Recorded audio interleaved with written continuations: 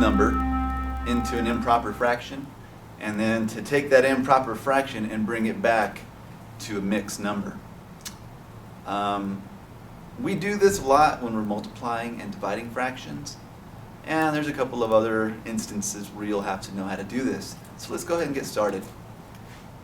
The first thing to do here is to put my multiplication and my addition down, right? Just so you know, I use this point as a multiplication, okay?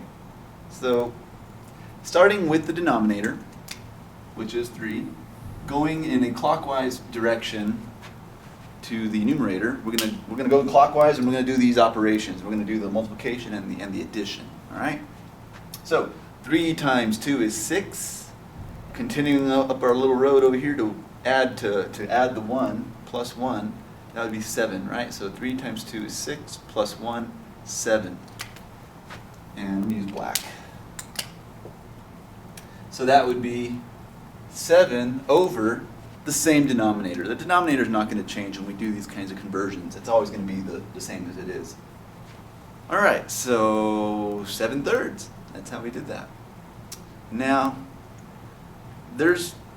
with practice, this becomes automatic, and it becomes very simple to see, and you can do this in your head. That's the idea, anyway. Try to shoot for that. So let's take 7/3 and try to get it back into this mixed number, okay? I'm going to do a kind of a complicated, long explanation, and then I'll talk a little bit about how I like to do it and how I think about doing it whenever I actually do it. So I'm going to start off with 7/3. Remember when in one of the first videos, I said that fractions are a few different things, right? They're part of a whole, and they're also divisions. That's what we're going to use. That's what we're going to rely on now to convert the improper fraction 7/3 back into the mixed number. So when I talk about division, that fractions are divisions.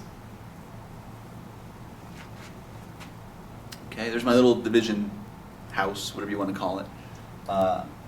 Just so you know, the denominator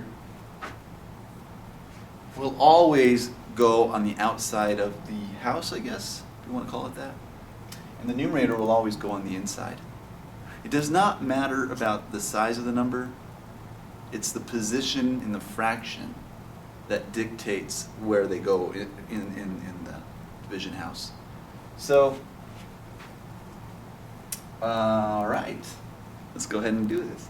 3 goes into 7 2 times. And with 6, and I guess we can get the remainder, right? Remainder of 1. Okay. And that's it for now. To convert to a mixed number, that's all we have to do. We don't need to continue with the division. If we did, it would be going into a decimal, and we're not doing that right here in this video. So, let's talk about these parts. This are my wholes. That's my whole number, okay? This remainder is my new numerator. Okay, I apologize for my chicken scratch. So that's going to be the new numerator, all right? And the 3, well, that never changed. That is still going to be the denominator.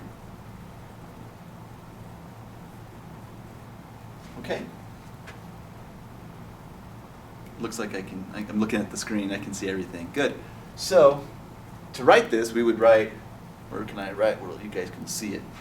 To write that one, it would have to be 2 wholes. Okay, 2 wholes. And my numerator is 1. And my denominator is 3. Okay? Excuse me. That's a complicated way of looking at it, to be honest. But I do this for my students so that they can actually diagram this out and have it in their notes if they forget. You might want to do that with this example. Write it down. It's, like I said, more complicated than it needs to be. The way I do these things is I look at my improper fraction and I ask myself, how many times does the 3 go into the 7? How many times does the bottom number go into the top number? It's always going to be like that. The bottom number goes into 7, 3 goes into 7 2 times. There's my whole. What's left over? What's the remainder? Okay, it goes into 2 times, it's 6. 6 to 7 is 1, so okay, so there's my 1. And my denominator.